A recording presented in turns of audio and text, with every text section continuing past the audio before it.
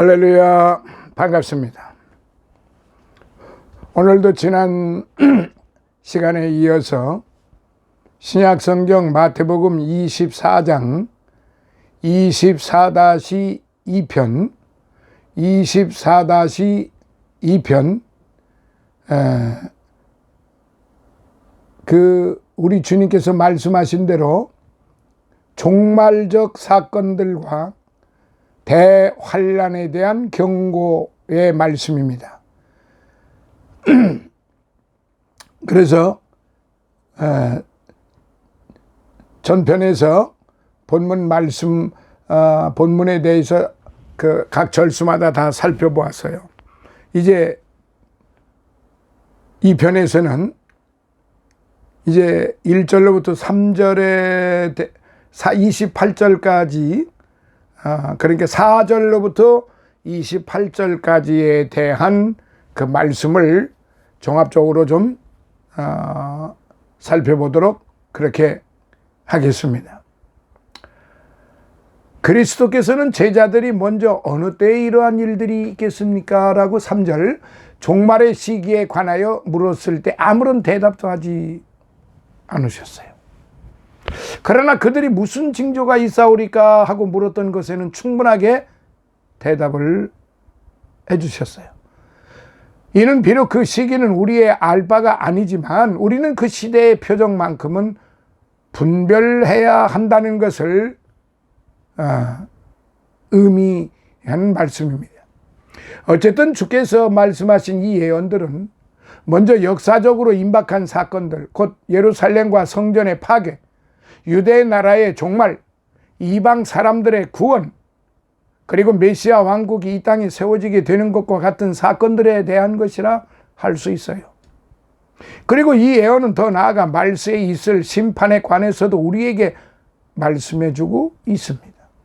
특히 여기서 주님이 제자들에게 하신 말씀들은 단순히 그들의 호기심을 풀어주고 앞으로 닥쳐올 미래의 사건에 대한 어떤 특별한 지식을 전달하기보다는 그들로 하여금 경계심을 가지고 늘 깨어서 임박한 사건들을 잘 준비하도록 하기 위한 것이었습니다.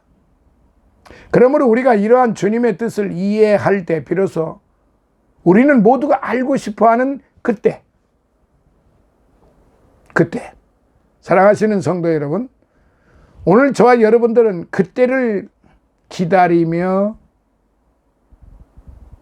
이 땅에서 살고 있는 것입니다. 그때가 어떤 때냐? 주님이 오시는 때입니다. 주님이 재림하시는 때라 이 말입니다. 근데 주님이 재림하시기 전에 이러한 그 말세적 그 종말론적 사건들과 대환란의 경고들이 주어진다는 말이에요. 거기서부터 그때의 영적 이스라엘이 무엇을 해야 하는지 추론해낼 수 있는 겁니다. 자, 그렇다면 이제 주께서 말씀하신 그 예언의 말씀들을 이제 다시 한번 하나하나 살펴보도록 할게요. 자, 첫 번째, 거짓된 교사와 전쟁에 대한 말씀. 주님께서는 먼저 제자들에게 거짓된 것을 가르치는 교사들을 끊임없이 경계할 것을 말씀하셨어요. 4절로부터 5절, 11절. 그리고 말세에는 나라와 나라 사이에서 전쟁과 난리들이 일어날 것이라고 하셨습니다. 그런데 유대인들이 그리스도를 배척한 때부터 그들의 집은 황폐하게 되었고 그들에게는 전쟁이 결코 그치지 않게 되었습니다. 이것은 바로 그들이 복음을 거절한 결과였던 것입니다. 이렇듯 평화의 복음을 들으려고 하지 않는 사람은 결국 전쟁의 소식을 듣게 되는 것이죠. 그러나 마음을 하나님께 두고 신실하게 그분을 바라며 의뢰하는 사람은 두려움이 없이 평안하며 담대할 것입니다. 요한복음 16장 33절. 그러므로 환난 가운데에서 그리스도인이 두려움으로 떨고 있는 것은 그리스도의 뜻에 합한 것이 아닙니다. 그러니까 오늘 우리 성도들은 이걸 분명히 알아야 됩니다. 종말론적 사건과 대환란의 경고가 있을 그것이 임한다 할지라도 진정한 성도, 다시 말해서 구원받은 성도들은 두려움으로 떨고 있어야 될 이유가 없어요. 왜냐하면 주님이 약속하신 그 주님의 나라가 임하겠고 우리는 거기에 대한 엄청난 영원한 그 축복을 받게 되기 때문에 우리는 그 부분에 대해서 떨고 불안하고 초조해해야 할 하등의 이유가 없는 것입니다. 자, 두 번째, 성도들에게 있는 재난과 핍박에 대한 예언. 주님께서는 세상 끝날에 갖가지 재난과 신자들에 대한 핍박이 있을 것을 예언하셨어요. 9절로부터 10절, 12절에. 그러나 그리스도와 복음을 완고하게 거절했던 사람들에게 있을 영원한 심판을 내다본다면 아무리 세상에서 엄청난 핍박과 환란이 있다 하더라도 우리는 주의 말씀처럼 그것이 단지 재난의 시작에 불과하다는 것을 알아야 할 것입니다. 그리하여 이를 끝까지 견디는 사람은 위로를 받고 구원을 받게 될 것입니다. 13절에. 그리고 또한 주님께서는 세상 끝날에 이르러 복음이 온 세상에 전파될 것도 14절에 말씀하셨어요. 그러므로 복음은 어떠한 시련과 환난, 핍박 속에서도 반드시 온 세상으로 확장될 것이며 이렇게 복음의 사역이 온전히 이루어지고서야 비로소 세상의 종말이 오게 된다는 말씀입니다. 세 번째, 유대 백성들 위에 임박한 멸망에 대한 예언의 말씀입니다. 예수께서는 여기에서 멸망이 유대 백성들 위에 임박했음을 말씀을 하셨는데요. 15절로부터 28절. 따라서 이러한 주님의 말씀을 미리 들었던 제자들은 실제로 예루살렘이 포위되고 파괴될 때 지혜롭게 행동할 수 있었으며 마음의 위로를 얻을 수 있었습니다. 한편 우리는 이 말씀 속에서 오늘에 사는 오늘 저와 여러분들은 이 말씀 속에서 임박한 환난에 대해 어떻게 대처해야 하는지를 알게 되는 것입니다. 그 중에 한 가지가 곧 심판으로 다가오는 멸망에 대하여 대응하는 것이 아니라 주의 인도하심을 따라 피할 수 있기를 구하는 것입니다. 그래야 만일 하나님께서 우리에게 피할 길을 열어주신다면 고린도전서 10장 13절 우리는 마땅히 피해야만 할 것입니다. 그러지 않고 자신만을 믿고서 그대로 있다면 그것은 하나님을 신뢰하는 것이 아니고 경고를 무시함으로써 그분을 시험하는 일이 됩니다.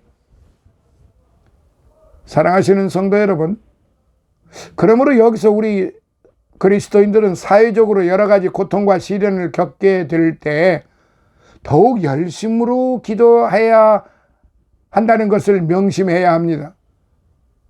우리는 우리가 살아가는 세상에서 시련을 받고 낙심하게 될 때 기도하는 것이 고난에 대처하는 적절한 방안이고 우리는 또한 그렇게 기도함으로써 때에 적절한 위로와 도움을 받을 수가 있는 것이죠. 따라서 우리는 비록 하나님께서 허락하시는 것은 무엇이든지 감당해야 하지만은 우리가 어려움을 피할 수 있기 위해서는 기도해야 하는 것이죠. 기도 외에는 우리가 할 수 있는 것은 다른 거 아무것도 없어요. 하나님 앞에 찬양하고 감사하고 기도하는 일. 그러니까 그 사도 바울이 데살로니가전서 5장 16, 17, 18절에 그렇게 가르친 거예요. 항상 기뻐하라. 그러니까 하나님을 기뻐하라 이 말이에요. 하나님을 기뻐하시는 게 뭡니까? 믿음의 생활 속에서 주께서 가르치신 말씀대로 살아가는 것이 그게 하나님을 기쁘시게 해드리는 일이에요. 그러니까 우리는 항상 기뻐해야 돼요. 그리고 쉬지 말고 기도하라. 쉬지 말고 기도하라는 것은 그냥 뭐 어쩌다가 기도하라는 게 아니에요. 끊임없이 무시로 내가 숨 쉬는 순간순간마다 기도하라는 거예요. 나의 삶이 기도고 내 생활이 기도고 내 언어가 기도고 내 행동이 기도고 쉬지 말고 기도해야 한다는 거죠. 그리고 범사에 감사하라. 이것이 그리스도 예수 안에 있는 너희를 향하신 하나님의 뜻이다. 그리스도 예수를 향하신 예수 안에 있는 너희를 향하신 하나님의 뜻이다 이 말이에요. 항상 기뻐하는 것, 쉬지 말고 기도하는 것, 범사에 감사하는 것, 이게 하나님의 뜻이다 이 말이에요. 그러니까 우리 성도들은 근심 걱정할 이유가 없지요. 어차피 이 세상은 주님의 나라가 임하실 때 이 세상은 다 두루마리처럼 말려버릴 건데요. 우리는 주님의 나라에 이끌림을 받을 것이고 주님과 더불어 영원히 함께 살 것이다.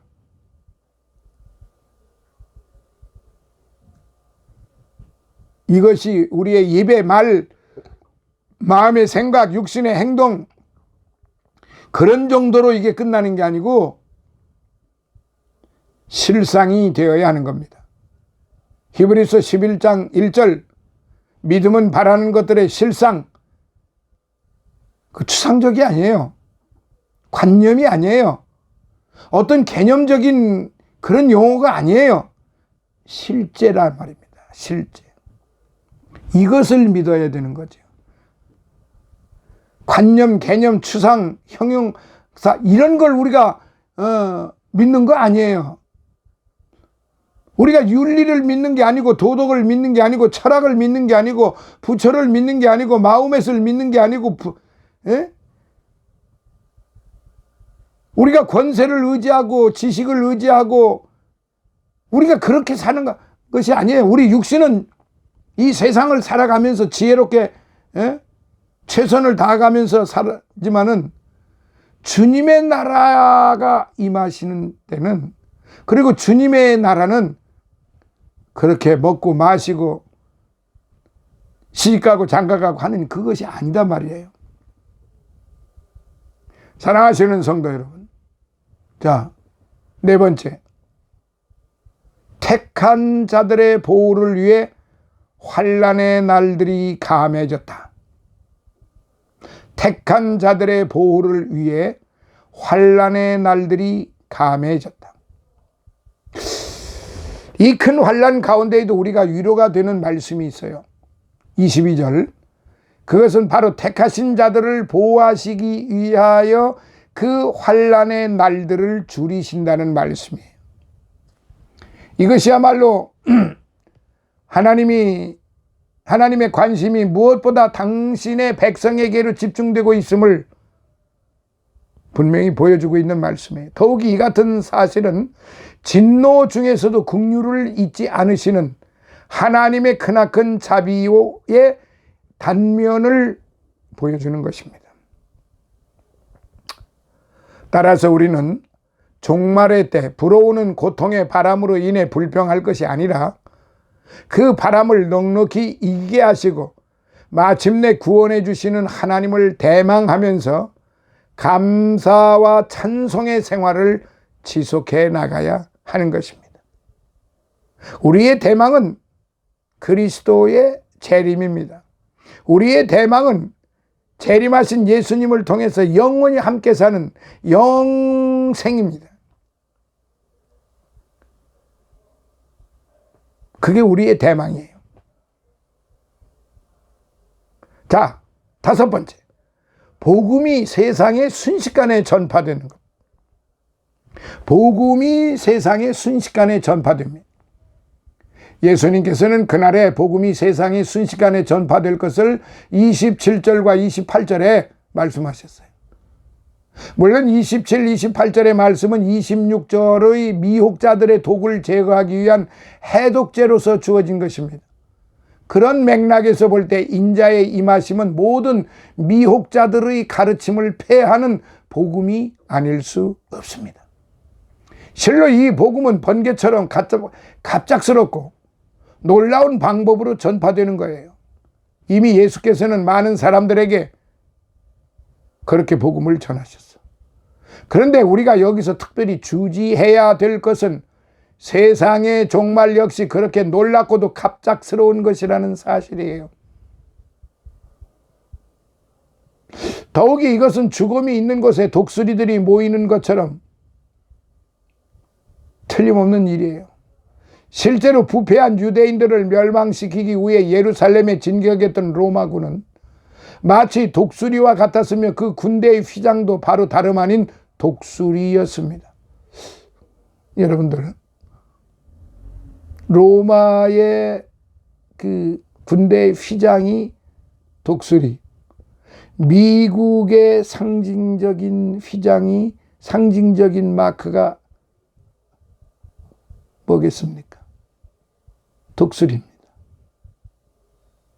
뭔가 좀 이상하지 않아요? 뭔가 좀 생각나는 게 있지 않아요? 네, 뭐 그런 거는 나중에 말씀드리기로 하고. 어쨌든 사람들이 계속 죄를 지어 역겨운 냄새가 나는 시체와 같이 되었을 때 하나님은 적을 보내어 그들을 삼키고 멸하실 수밖에 없는 것입니다. 그리고 이러한 일은 우리 주님 예수 그리스도께서 다시 오시는 날 데살로니가 후서 2장 1절에 곧 심판의 날에도 일어나게 됩니다. 이에 우리는 그러한 심판의 날에 주께서 우리를 부르시고 구원으로 선택하셨음을 확증하기 위해서 열심을 내어야 할 것입니다. 열심을 내서 구원을 받는 게 아니고 이미 구원받은 자들이기 때문에, 이미 선택함을 받은 자들이기 때문에 열심을 내어야 하는 것입니다. 사람들이 자꾸 거꾸로 생각을 해요. 열심을 내어야만 구원을 받을 수 있다. 그거 아니에요. 구원을 받은, 선택받은, 구원받은 자들이 확증하기 위해서 그날에 우리는 열심을 내어야 한다 이 말이에요. 그리고 우리는 강한 믿음으로서 어떠한 적이나 유혹하는 자도 결코 우리를 이길 수 없음을 확신해야 하는 것입니다. 자, 사랑하시는 성도 여러분, 이제 29절로부터 41절에 대해서 보겠습니다. 세상 끝날에 대한 표징과 환난들. 그날 환난 후에 즉시 해가 어두워지며 달이 빛을 내지 아니하며 별들이 하늘에서 떨어지며 하늘의 권능들이 흔들리리라. 그때에 인자의 징조가 하늘에서 보이겠고 그때에 땅의 모든 족속들이 통곡하며 그들이 인자가 구름을 타고 능력과 큰 영광으로 오는 것을 보리라. 저가 큰 나팔 소리와 함께 천사들을 보내리니 저희가 그 택하신 자들을 하늘 이 끝에서 저 끝까지 사방에서 모으리라. 무화과 나무의 비율을 배우라. 그 가지가 연하여지고 잎사귀를 내면 여름이 가까운 줄 아나니 이와 같이 너희도 이 모든 일을 보거든 인자가 가까이 곧 문 앞에 이른 줄 알라. 내가 진실로 너희에게 말하노니 이 세대가 지나가기 전에 이 일이 다 이루리라. 천지는 없어지겠으나 내 말은 없어지지 아니하리라. 그러나 그 날과 그때는 아무도 모르나니 하늘의 천사들도 아들도 모르고 오직 아버지만 아시느니라.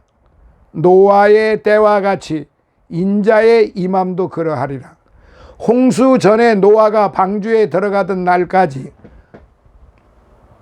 사람들이 먹고 마시고 장가들고 시집가고 있으면서 홍수가 나서 저희를 다 멸하기까지 깨닫지 못하였으니 인자의 임함도 이와 같으리라.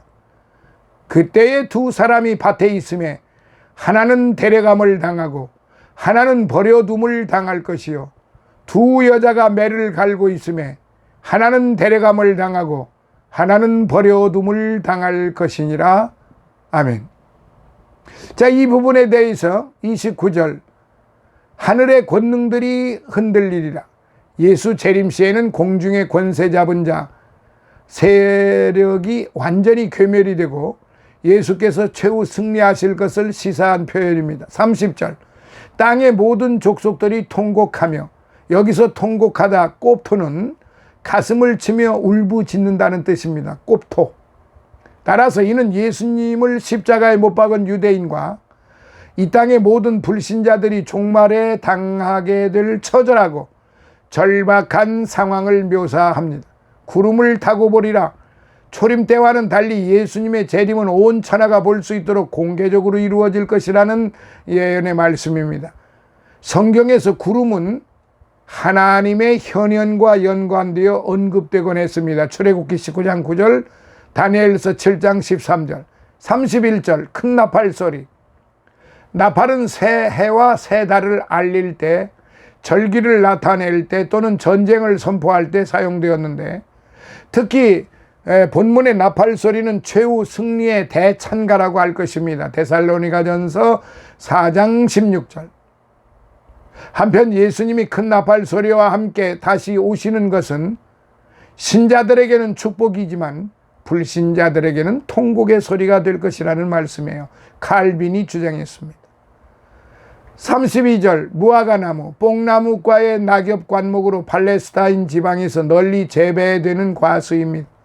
식용, 약용으로 쓰이기도 하는 이 나무는 곧 봄, 곧 6월절 시기 3, 4월경인데요. 그 6월절 시기를 맞게 되면 생기를 얻게 되고 6월이면 열매가 점차 익어가게 됩니다. 사람들은 이를 보고 여름이 가까워왔음을 알았습니다. 33절 이 모든 일 본장 4절로부터 31절에 기록된 종말의 징조를 가리킵니다. 34절 이 세대가 지나가기 전에 다 이루리라. 이 세대는 여러 가지 의견이 있으나 예수님 당시의 사람들을 가리킨다고 보면 좋겠다고 칼빈은 말했습니다. 또한 이 일은 예루살렘 멸망을 가리킵니다. 벵겔이 증언했습니다. 그러므로 본문은 당시 사람들이 다 죽기 전에 예루살렘이 파괴될 것이라는 뜻으로 종말의 임박성을 나타내 주고 있습니다. 35절 천지는 없어지겠으나 아니하리라. 비록 천지는 없어지더라도 이를 지으신 창조주 하나님과 그분의 말씀은 영속할 것이다. 이사야서 40장 8절의 말씀. 즉 심판과 구원에 대한 확실성을 보여주고 있습니다. 36절 그날과 아버지만 아시느니라. 성자 예수님의 전지성이 부정되는 구절이 아니라 성부와 성자의 직임상의 차이 또는 성부에 대한 성자의 지극한 겸손을 시사한 부분이기도 합니다. 여기서 그날은 최후 심판의 날을 가리키는데 예수님이 이렇게 말씀하신 이유는 재림의 시기를 알려고 하기보다는 언제라도 맞을 준비를 갖추고 있는 것이 바람직하다는 교훈을 주기 위함이었습니다.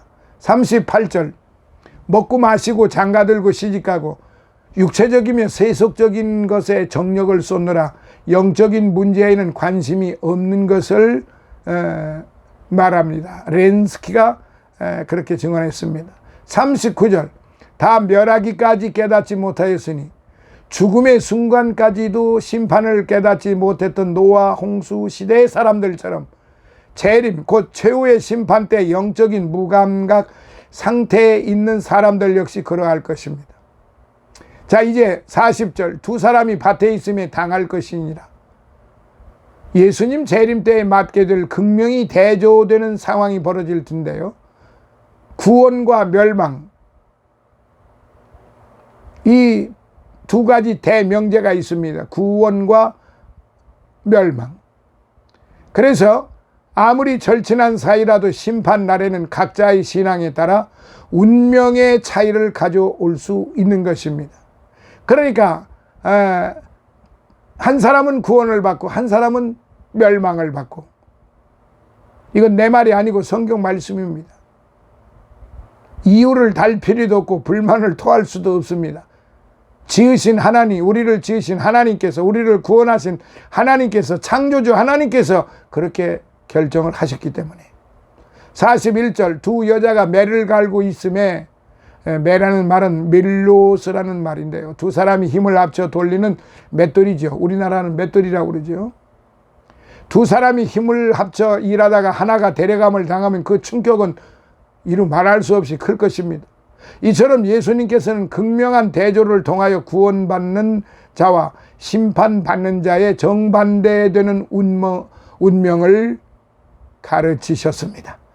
자, 시간이 지나가는 관계로 24편 24-2편은 여기서 마무리하고 다음 24-3편에서 이 부분에 대해서 말씀드리며 나머지 부분을 마무리하도록 그렇게 하겠습니다.